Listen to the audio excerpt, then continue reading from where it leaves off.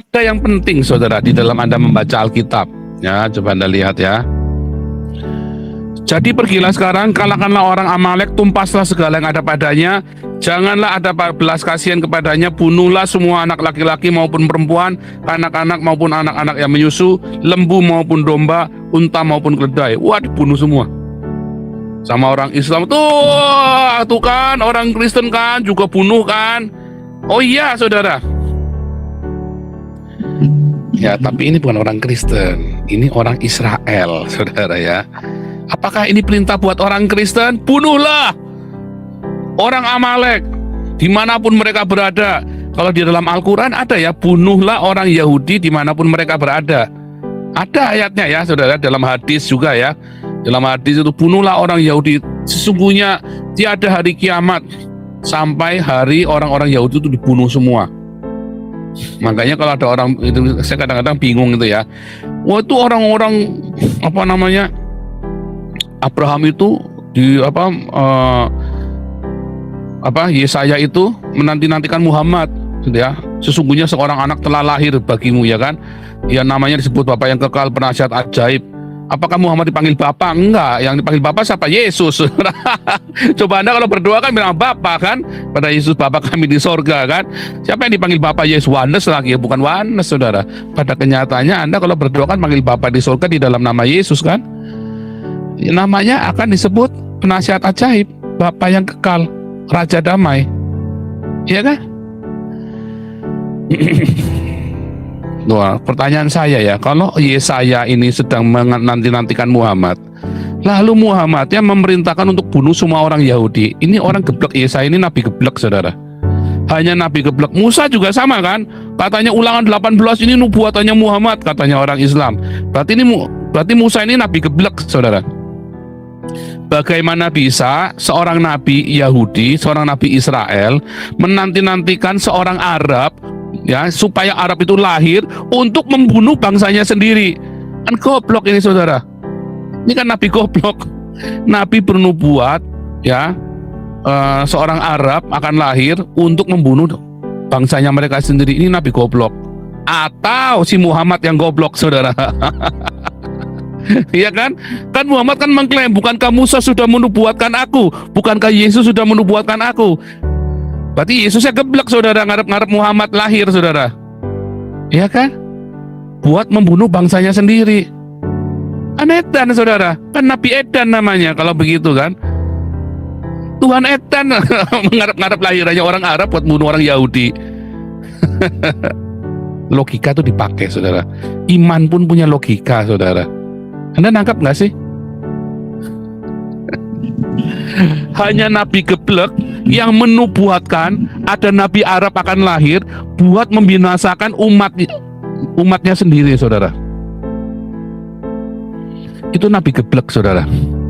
Hanya Tuhan geblek yang bernubuat bahwa Muhammad akan lahir untuk membinasakan seluruh orang Yahudi. Bunuhlah orang Yahudi dimanapun mereka. Sesungguhnya kiamat tidak akan datang sampai seluruh orang Yahudi itu dibunuh. Hadisnya sahih saudara. Lalu berarti Yesaya, Musa, Yesus ini geblek saudara. Ngarep-ngarep Muhammad lahir supaya orang Yahudi itu dibasmi dari muka bumi. Kan edan, compong, kentir. Nah, pakai otakmu saudara kalau beriman. Ya, orang Islam, pakai otakmu kalau beriman.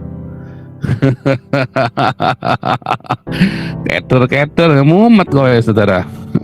Ya, geblek. Ya kan?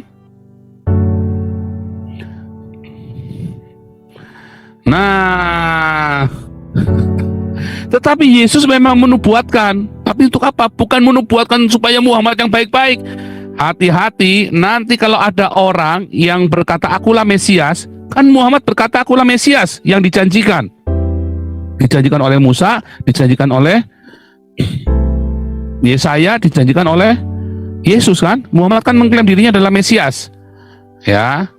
Dan dia ada di bilik di padang gurun dan di Mekah. Hati-hati ke sana. Ya. Hati-hati. Ya, saudara. Matius 24 ya.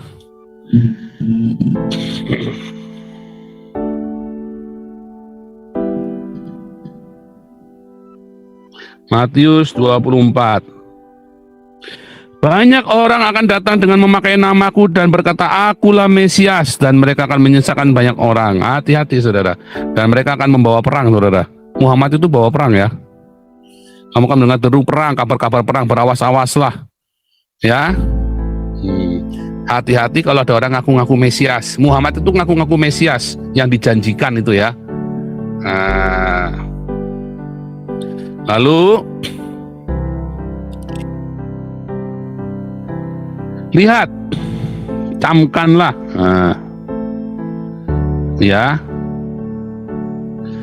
Sebab Mesias palsu, Mesias palsu, nabi-nabi palsu akan muncul. Mesias palsu, Muhammad dan antikristus, saudara. Ya, nabi-nabi palsu, ya Muhammad tadi ya, dan nabi antikristus nanti kan ada kan nabinya antikristus ya di dalam Wahyu Anda lihat, maka nabi antikristus akan dimasukkan ke neraka.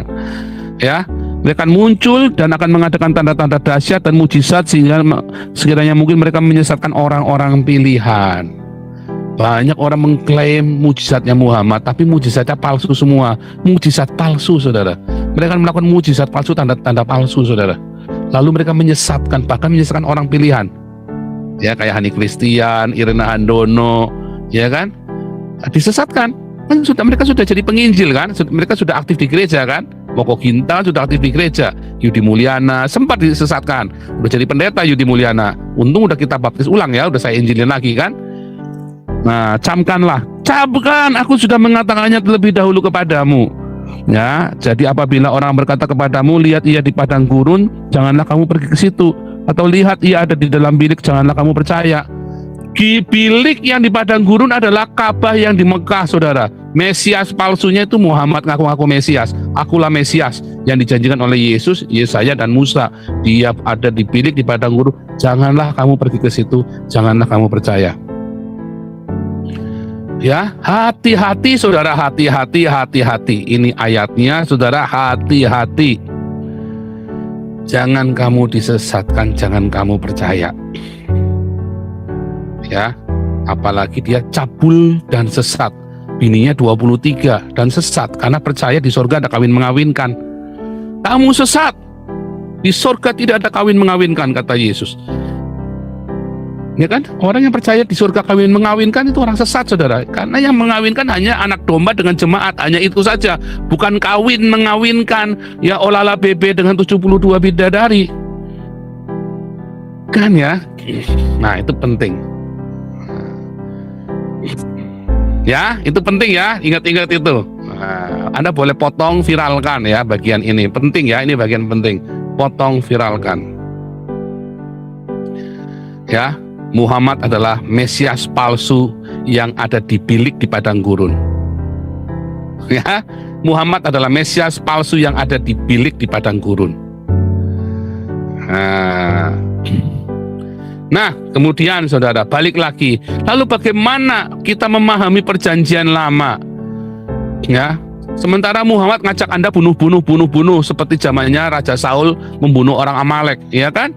Bunuh. Nah, makanya orang Kristen kalau tidak mengerti apa yang akan saya ajarkan hari ini, dia akan bingung, saudara, membaca perjanjian lama dan perjanjian baru. Pernah ada seorang yang bikin tes, ya. Orang Islam ini dengan liciknya dia pura-pura jadi ini ya, orang Kristen atau apa gitu ya. Terus dia ngomong, ya nih ada ayat di dalam Al-Quran ditunjukkan bunuh. Wah, ini kurang ajar ini, kata orang yang dites itu kan. Wah, ini Tuhannya nggak benar ini. Wah, saya nggak mau punya Tuhan seperti itu. Nah, tapi ini ada di Alkitabmu, dibuka. Oh, masa sih? Iya, ini ada di Alkitabmu, disuruh bunuh. Oh iya ya. Lalu banyak orang Kristen yang kemudian kemakan ya di jalan-jalan itu. Dan sampai hari ini kalau saya ketemu dengan orang-orang di Eropa, ketika saya cerita tentang betapa jahat dan betapa sadisnya Islam, betapa sadisnya ajaran Muhammad, mereka bilang di dalam Kristen juga ada. Saya bingung, saudara. Di mana? Dia tunjukkan ayatnya itu tadi, Amalek itu tadi. Aduh, saya cekelan batuk. Kamu Kristen pendetanya sopo to, le goblok banget pendetamu. Pendetamu tolol banget. Saudara tahu nggak, saya berkali-kali memberitakan Injil, bukan hanya kepada orang-orang imigran Islam, tetapi kepaksa saya harus memberitakan Injil pada orang-orang Eropanya sendiri, saudara.